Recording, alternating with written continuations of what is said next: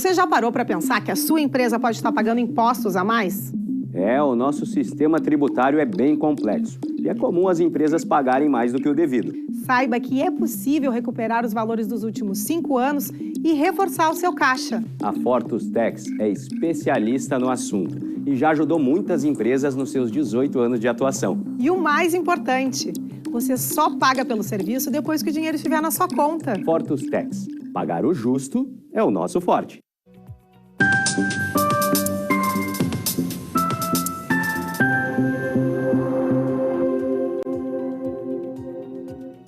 Olá, está no ar o programa Papo Certo, com minha apresentação, Amanda de Oliveira e de Evanira Aguiar. E no programa de hoje, o nosso assunto vai ser política. Olá, de segunda a sexta, neste mesmo horário, estamos aqui e falamos sobre empreendedorismo, economia, saúde e diversas áreas do direito. E hoje nós vamos falar sobre os projetos de melhorias e demandas da capital. O nosso convidado de hoje é o vereador, vice-presidente da Câmara de Vereadores da capital e presidente do PSDB de Porto Alegre, Moisés Barbosa. Muito obrigado pela presença aqui no programa. Prazer enorme estar aqui com vocês e vamos trocar ideias aí com a galera de casa. Seja muito bem-vindo à nossa bancada, Moisés. E você de casa aí que já está nos assistindo, envie a sua mensagem aqui para o Papo Certo no 3029 8080. Vamos fazer um rápido intervalo e já voltamos.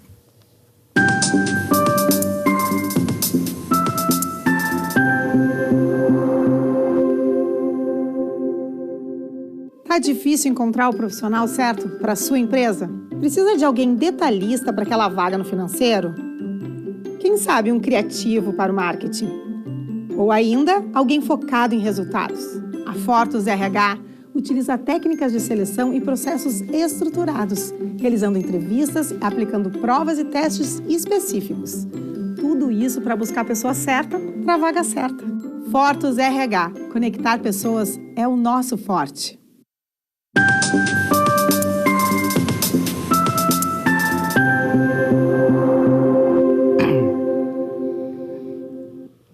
Viram como foi bem rapidinho? Nós já estamos de volta e pelo YouTube e Facebook vocês podem assistir o nosso programa e também compartilhar.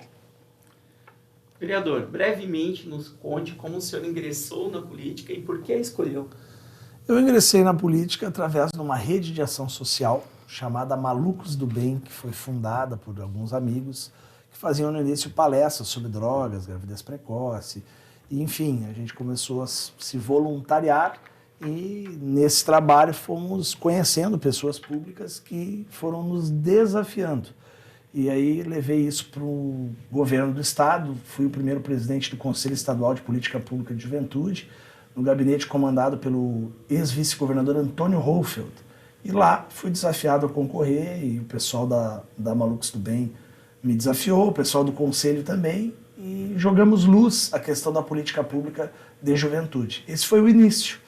E não pensava, não tinha planejado isso, né? Eu fui tenente R2, sempre tive uma vida assim, estudei em colégio interno para poder sair do interior e poder ganhar a vida e a carreira profissional.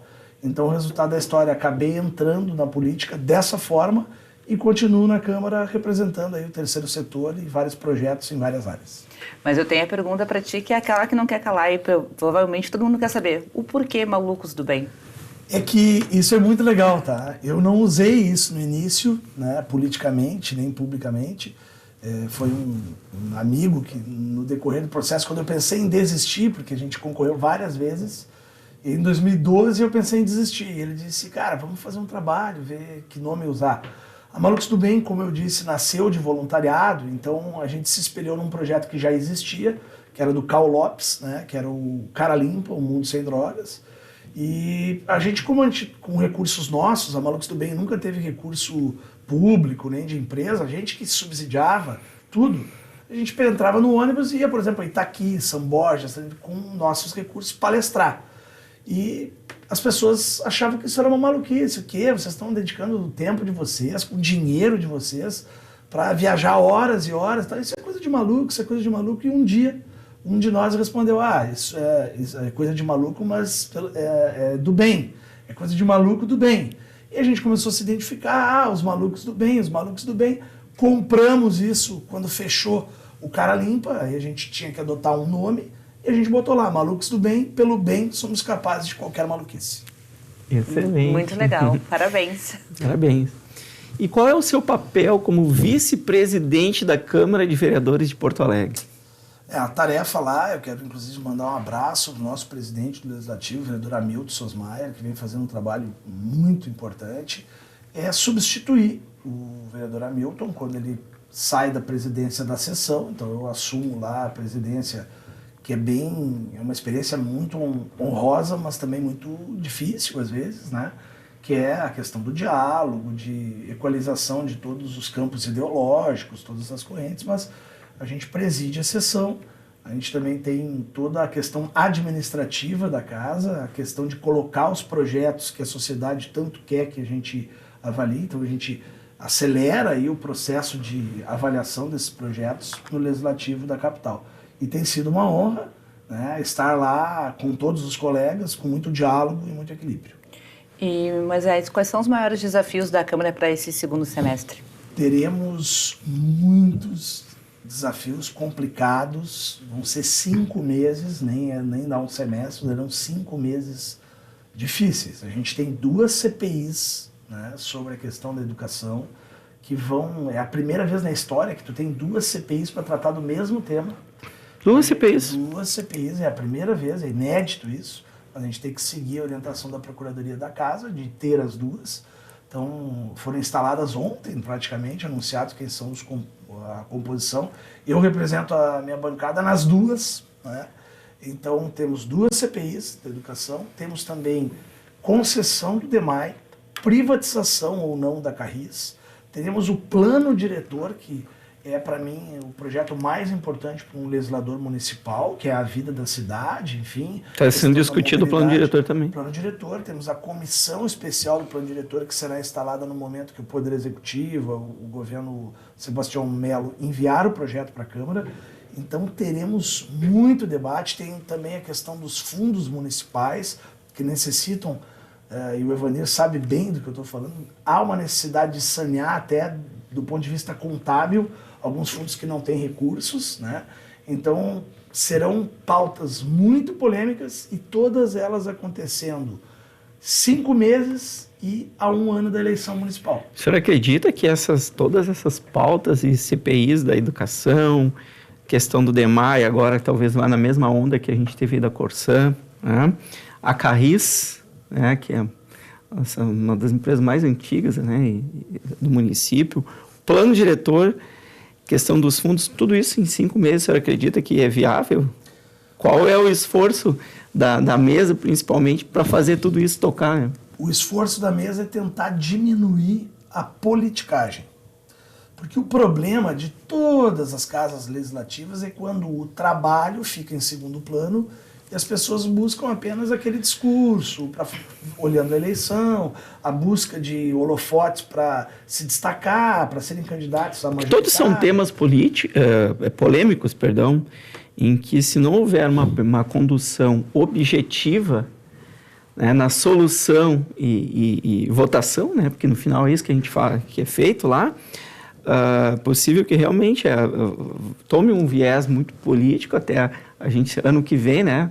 É um ano muito importante aí para os políticos, enfim. Então, realmente, a mesa da casa lá, a presidência, a vice-presidência, vai ter que ter bastante trabalho para conduzir isso aqui rápido, né? Em primeiro lugar, é priorização. A mesa vai priorizar quais são os temas assim que tem, inclusive, que ter entrega. O caso do plano diretor, para mim, é o mais importante de todos. Né? Plano diretor. 2 CPIs para discutir o mesmo tema, a gente acolhe o que a Procuradoria decide, mas é um desperdício de tempo, um desperdício de... É claro que a gente tem que entender que faz parte, né, a Comissão Parlamentar de Inquérito, mas eu tenho dito, não acredito que uma CPI na Câmara vai ser mais rápido que a polícia, que o Tribunal de Contas, que o Ministério Público, né? Então, mas temos que cumprir o rito, vamos nos debruçar nessa tarefa, né? Todos os vereadores e os líderes das bancadas poderão contribuir, talvez diminuindo, né, nesse rito falas excessivas e repetidas, mas a gente tem que entender que o parlamento é o parlar, né? A gente não pode cercear o direito de nenhum vereador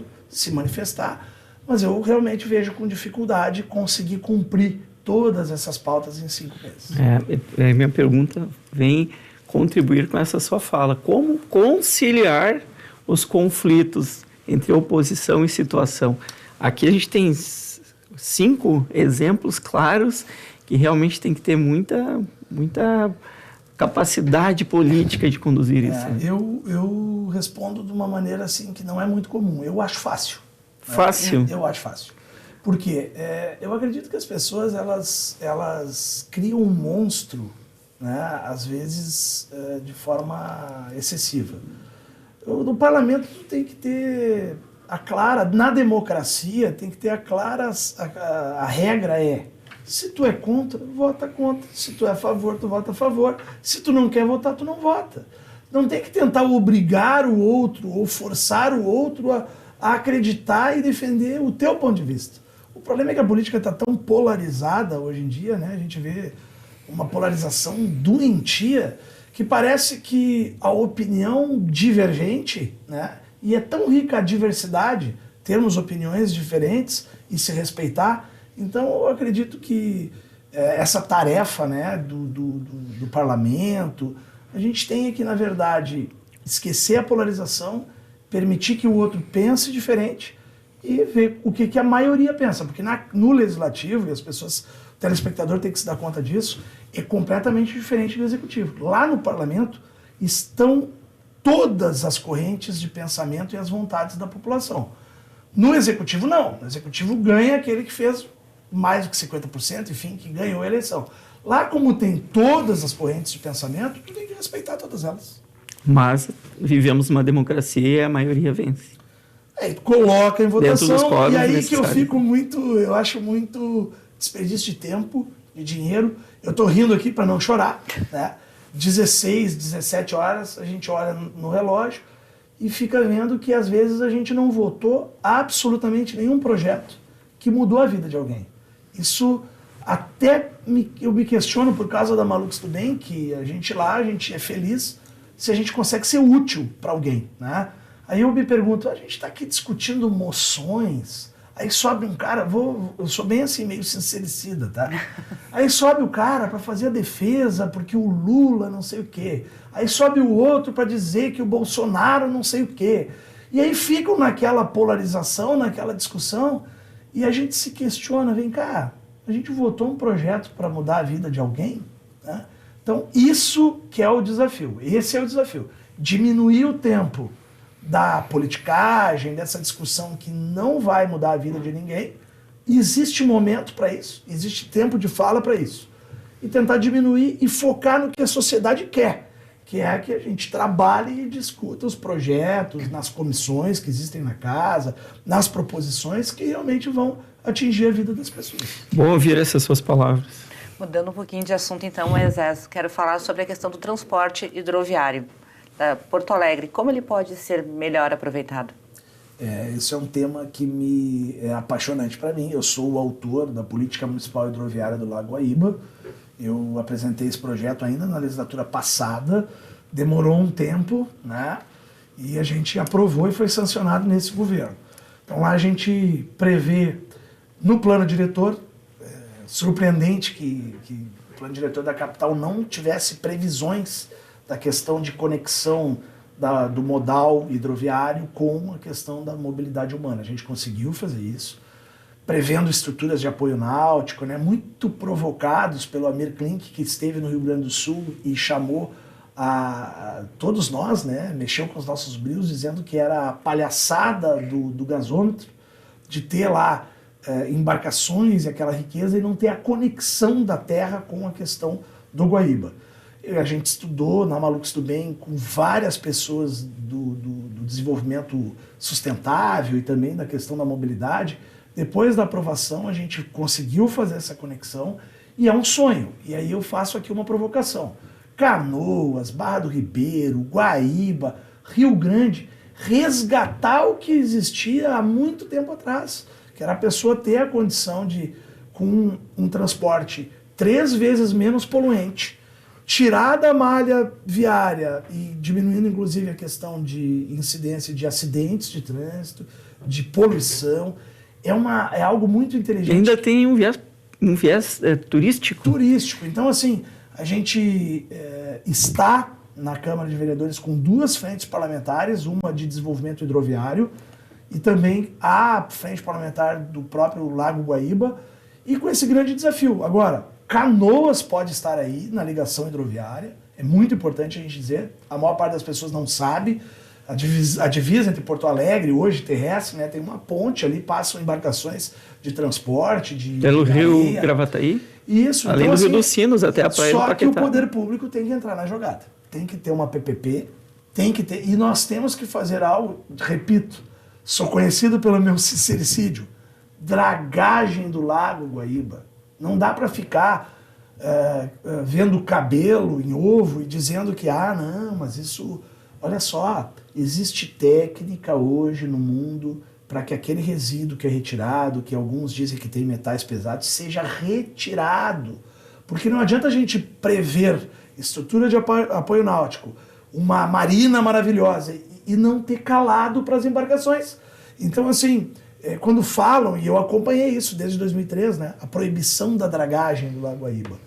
Aquilo, naquele momento, talvez fosse importante, mas a gente tem que enfrentar essa pauta por causa do calado, e aí eu vou dizer para o telespectador algo que talvez surpreenda vocês.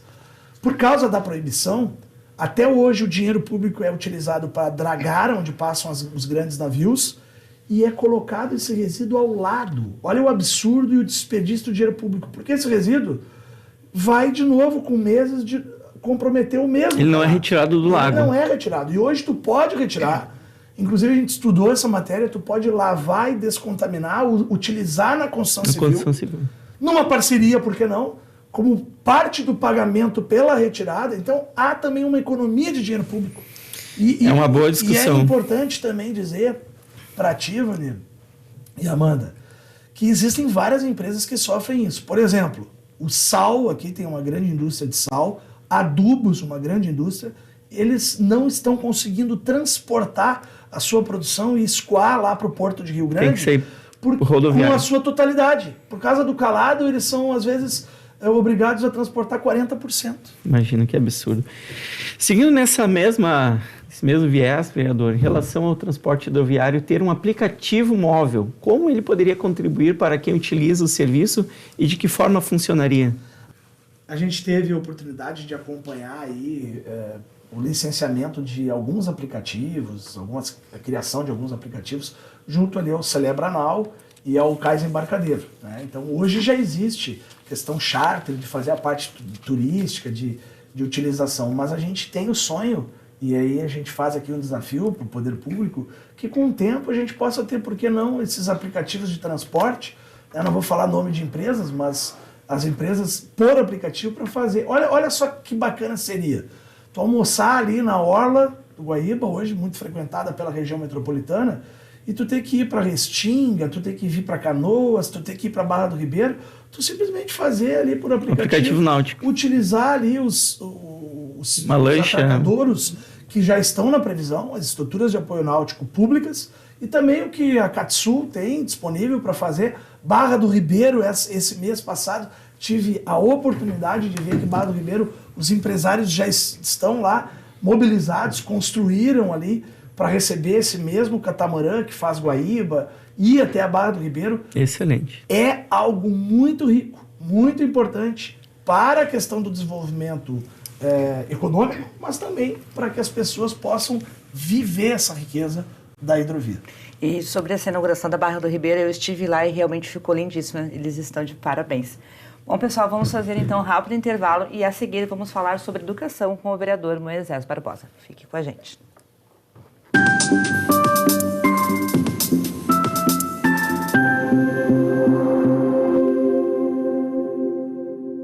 Em tempos de juros altos, margens reduzidas e incertezas, rever estratégias é fundamental para manter o seu negócio competitivo. Esse cenário exige planejamento e organização financeira. Nessas horas, qualquer ajuda é bem-vinda, mas a ajuda de um especialista é necessária. A Fortus Consulting conhece na prática e tem as soluções adequadas para cada situação. Fortus Consulting. Melhorar os seus resultados é o nosso forte.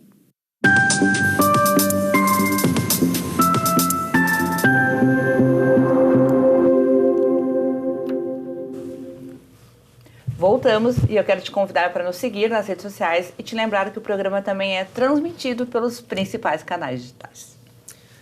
Vereador, qual a sua opinião sobre a municipalização do ensino fundamental no estado do Rio Grande do Sul? Sou totalmente a favor. Quero parabenizar a secretária de Estado de Educação, a secretária Raquel, que junto com a secretária Janaína nos recebeu essa semana, preocupados com isso. Tem que ter uma modificação na Assembleia Legislativa da Constituição. A nossa Constituição, ela cria um pouquinho de confusão, porque ela não determina e não separa. E o telespectador que quiser entender por que eu sou a favor, estude os índices do Ceará, por exemplo. No estado do Ceará, o índice dos próprios alunos, né, de proficiência, no IDEB, são maravilhosos. No Ceará, lá, o ensino fundamental é responsabilidade do município e a outra parte do ensino, o ensino médio, é do Estado. Moisés, qual é a tua visão sobre os turnos integrais nas escolas? Também sou, por causa própria, totalmente a favor. Eu vim, e isso é uma parte que eu tento resgatar da minha vida, até para entender por que eu sou tão apaixonado por coletividade, voluntariado. Eu, para sair de uma fase da minha infância de abuso, violência, eu sou do interior do estado, né? Eu procurei uma escola, que é a Escola Técnica de Agropecuária, em Viamão, para poder ter onde morar e onde estudar. E sou completamente a favor por causa da formação da educação do turno integral. É necessário que o poder público entenda isso. Tivemos no passado governantes e políticos como o saudoso Leonel Brizola, que sempre falou sobre isso, de as crianças terem, né, alimentação, terem um ambiente escolar como complementação de formação do cidadão. Sou completamente a favor. E o senhor entende que as escolas aqui do estado do Rio Grande do Sul têm condições de absorver essa demanda? Olha, com muita surpresa, eu recebi o dado ontem, né? Olha a informação. Com telespectadores que nós já temos no governo Eduardo Leite 25 escolas estaduais que já estão funcionando em turno integral. Veja como é importante para aquela mãe que trabalha, para aquele pai que trabalha, saber que seu filho está num ambiente escolar, aprendendo a se socializar, aprendendo, né? Claro que a gente tem grandes problemas. Eu sou filho de 2 professores estaduais. Então, sei as dificuldades financeiras, a questão do salário, do plano de carreira, mas a gente não pode desistir, a gente tem que lutar para que a nossa educação pública seja de qualidade. E estou muito feliz, inclusive, o governo federal, né, eu não tenho nenhum problema, apesar de pensarmos diferentes, essa semana foi pauta nacional, né, esse projeto do governo federal de incentivo aos estados terem, né, as crianças em turno integral. Então, eu acredito sim que o Rio Grande do Sul pode resgatar isso e que vai ser muito importante para as futuras gerações. Eu costumo dizer o seguinte, né, lá na Malucos do Bem, quando converso com pais, às vezes é frustrante na política a gente acreditar que a gente realmente consegue mudar o mundo, mas existe uma forma que é real e concreta de tu fazer um mundo melhor, um futuro melhor, educando bem os teus filhos. Parabéns pelo pensamento. Eu sempre estudei em escola pública, desde ensino fundamental, ensino médio, faculdade foi pública e eu sou realmente um defensor. Foi o que mudou a minha vida, bem como o senhor traz aí. E, Moisés, na tua opinião, o ensino aqui no Rio Grande do Sul, ele realmente é forte? Olha, a gente tem visto muita melhora, a gente mudou, né, nos índices aí dos estados, a gente avançou na escala, eu acho que agora a gente já está em 10º, né, na qualidade de rede pública. Por isso, volto a dizer, muito importante mudar a Constituição do Estado, aos deputados que nos assistem. É importante... É necessário haver essa mudança? Muito necessário. Porque aí fica aquela do deixa que eu deixo. Fica, né, obrigatório daí. A responsabilidade é minha, do município, ou a responsabilidade é tua, do Estado? Vamos deixar claro. Né? Ensino fundamental, anos iniciais, município. Ensino médio e últimos anos, Estado. Aí tu pode, inclusive... mas como é que tu vai fazer? Não é Tem um processo que a secretária Raquel muito bem deixou claro. Com a FAMURS, com a participação dos prefeitos, com muito diálogo, é um jogo de ganha-ganha. Porque o município vai receber mais verba para a educação e o Estado também vai ter a sua limitação. Porto Alegre é um caso. A capital, por exemplo, a maior parte das escolas não são municipais. são estaduais. Mesmo do ensino fundamental? Sim, por isso, inclusive, é muito diferente o salário, e me dá uma oportunidade de dizer, não vai mudar a vida dos professores da rede municipal de ensino. Aqueles que tiverem na sua escola, né, a adesão do Estado, eles vão continuar tendo a sua carreira no município, mesmo que tenha naquele mesmo prédio, é um modelo mais complicado, que naquele mesmo prédio daquela escola, a parte do ensino médio seja do Estado. É um belo projeto e eu espero que ele tenha sucesso. Eu quero te pedir para completar a frase, então. Educar para... Para formar, educar para mudar o futuro, educar para salvar as pessoas. Salvar essa... Eu sou uma pessoa que sou, né, prova real que as crianças com o tempo, infelizmente, até o enfraquecimento da instituição familiar, na questão das drogas, na questão do ócio juvenil, precisam muito de família, mas precisam muito de uma escola, de uma educação forte. Eu lamento muito que alguns políticos não entendam o poder da educação e da cultura para o futuro. Mas é importante ouvir que tem pessoas que pensam como eu, porque eu acompanho muito o seu pensamento em relação à educação. Na minha época de ensino fundamental, eu sou da época do Brizola ainda lá. Brizoletas. Então, assim, realmente Eu nasci em São Borja, tá? Educação. Não falei isso, eu nasci São em São Borja. Borja. E lá, aquela região toda, sempre acompanhou muito a trajetória, os pensamentos assim, do turno integral, a questão da verdadeira reforma agrária, que não tem nada a ver com invasão. Então, assim, são coisas que o Estado precisa resolver. Eu concordo com o senhor que o Brasil realmente mudará, assim como países, a gente fala da Suécia, a Finlândia, a Dinamarca, países que mudaram o próprio país investindo e já sabendo que levaria 30 anos para ter resultado, investindo em educação. É o que é a grande revolução social, é a educação, né? Vereador, então, para finalizar, temos aqui, eu acho que um minutinho. Deixe uma mensagem para os nossos telespectadores do Papo Certo, por favor. Em primeiro lugar, quero agradecer aqui o convite, né, ao programa Papo Certo, que é vida inteligente, né, na televisão. O Papo Certo que vem ganhando muito espaço. Parabenizar vocês aqui. Quero agradecer aos nossos patrocinadores. Não existiria o programa se o Grupo Fortus não estivesse aqui nessa parceria. Então, agradecer esse espaço e que várias pessoas de vários campos ideológicos possam estar aqui, Amanda, possa estar aqui, Evaneiro, discutindo, trocando ideias, porque a riqueza da diversidade está aí, né? As ideias diversas e que a gente consiga minimamente, na hora de executar, ter unidade. É isso aí, então, Moisés, muitíssimo obrigada pela tua presença aqui conosco, já está convidado a voltar. E voltarei. Eu também agradeço a vocês de casa por terem nos assistido e lembro que o nosso programa também é reprisado às 7h30 da manhã e podem nos assistir lá no YouTube e Facebook. Então, pessoal, amanhã às 20h30 estamos de volta com mais um Papo Certo inédito para vocês. Então, nos assistam. Até lá.